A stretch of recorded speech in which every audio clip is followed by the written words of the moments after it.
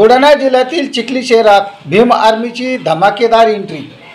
भीम आर्मीचे संस्थापक अध्यक्ष व खासदार चंद्रशेखर आझाद यांच्या मार्गदर्शनाखाली सामाजिक परिवर्तन महारॅलीचे आयोजन करत भीम आर्मीच्या कार्यालयाचे जिल्हाध्यक्ष सतीश पवार यांच्या हस्ते उद्घाटन। जय भारत जय संविधान। मी प्रवीण कुमार काकडे व आपण बघत आहात लोकप्रश्न न्यूज महाराष्ट्र राज्य।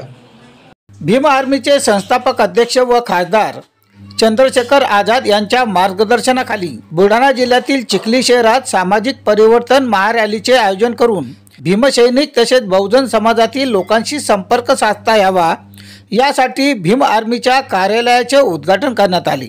या कार्यक्रमात चिखली तालुक्यातील भीम सैनिकांनी मोठ्या प्रमाणात सहभाग नोंदवला होता। भीम आर्मीचे जिल्हाध्यक्ष सतीश पवार यांच्या अध्यक्षतेखाली भीम आर्मीची महारॅली पूर्ण चिखली शहरामध्ये निघाली होती। या महारॅलीने सर्व चिखलीकरांचे लक्ष वेधत छत्रपती शिवाजी महाराज, भारतरत्न डॉक्टर बाबासाहेब आंबेडकर व महात्मा ज्योतिबा फुले यांना त्रिवार वंदन करून भीम आर्मीच्या कार्यालयासमोर या महारॅलीचे छोटेखानी सभेत रूपांतर झाले। या कार्यक्रम प्रसंगी भीम आर्मीच्या कार्यकर्त्यांनी आपले मनोगत व्यक्त करून जिल्हाध्यक्ष सतीश पवार यांनी समोरील कार्यकारिणीची कार्यकर्त्यांना रूपरेषा समजून सांगितली। त्यानंतर जिल्हाध्यक्ष सतीश पवार यांनी लोकप्रश्न न्यूज महाराष्ट्र राज्याला दिलेली त्यांची प्रतिक्रिया। शिलवंत इंगळे, प्रतिनिधी लोकप्रश्न न्यूज महाराष्ट्र राज्य। सर, आपली चिखलीमध्ये नवीन इथं ऑफिस तुम्ही टाकलेलं आहे, काय तुमची भूमिका असेल समोरच्या वाटचालीसाठी? जय भीम, नवोदय। मी सतीश पवार, जिल्हाध्यक्ष भीम आर्मी बुलढाणा।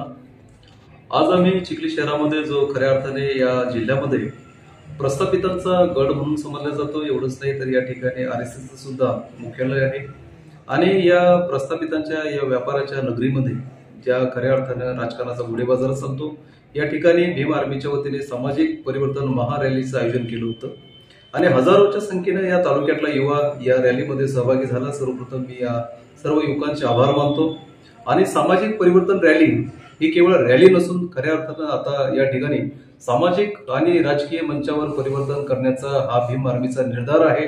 त्याचा आरंभ या चिखली शहरातून आज झाला आहे। येत्या काळामध्ये आम्ही चिखली विधानसभा मोठ्या ताकदीने लढणार सुद्धा आहोत आणि त्या दृष्टीने आमची चाचपणी व काम सुद्धा सुरू आहे। या ठिकाणी तुम्ही उमेदवार देणार का? चिखलीचाच देणार का? उमेदवार हा गुणवत्तेच्या आधारावर दिला जाईल।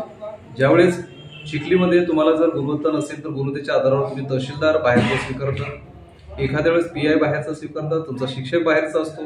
त्यावेळेस जो समाजाला खऱ्या अर्थानं न्याय देईल, समाजाला सत्तेमध्ये राजकीय हिस्सा मिळवून देईल, त्या भागीदारी समाजाला घेऊन जाण्यापर्यंत तो यशस्वी ठरेल असा जिल्ह्यातला कोणताही उमेदवार या ठिकाणी दिला जाईल। तुमची पार्टी यशस्वी झाल्यास तुमचा विकास काम काय असतील सुरुवातीचे? निश्चितच आमची पार्टी या ठिकाणी 100% यशस्वी होणार। त्यावेळेस प्रारंभाने आद्यक्रम म्हणून आम्ही रोजगार, आरोग्य, शिक्षण आणि समाजाला संरक्षण जे या तालुक्यामध्ये आम्हाला दिसत नाही। हजारोच्या नाही तर लाखोच्या संख्येने या ठिकाणी बेरोजगार युवा धडपडत आहे। या विधानसभा क्षेत्रामध्ये विशिष्ट भाऊ आणि ताईचे राजकारण जे सुरू आहे, केवळ कंत्राटी पद्धतीने लोकांचा वापरा, यूज करा, यूज अँड थ्रोचा जो काही प्रकार या ठिकाणी सुरू आहे, तर या युवकांना, बहुजन विचारधारेच्या सर्व मुलांना कायमस्वरूपी रोजगार कसा देता येईल। तसेच या ठिकाणी चिखलीमध्ये फार मोठी FIDC आहे, तिथे सुद्धा विशिष्ट जाती समूहाच्या लोकांचीच मक्तेदारी आहे। तिथे सुद्धा सर्व समाजाला प्रातिनिधिक महत्व कसं मिळवून देता येईल, त्यांना प्लॉट कसे अलॉटमेंट करून देता येईल, त्यांचे स्वतंत्र स्वयंरोजगार कसे उभे करून देता येईल, यावर आम्ही प्रामुख्याने लक्ष देणार आहोत।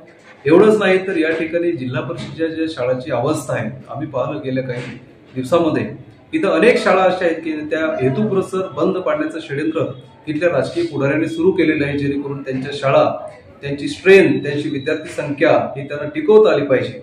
त्यामुळे आम्ही इथे शिक्षणावर सुद्धा चांगला भर देणार आहोत, कारण बाबासाहेब म्हणतात, शिका, संघटित व्हा, संघर्ष करा। आता शिकायचं कुठं हा प्रश्न बहुजनांच्या समोर निर्माण झाला आहे।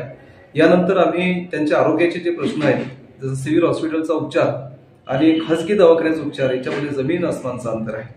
इथला प्रस्थापित कधीही सरकारी दवाखान्याकडे जात नाही आणि त्या सरकारी दवाखान्यामध्ये जाणारा जो काही आमचा वंचित घटक आहे, त्याला कधीही दर्जेदार उपचार मिळत नाही।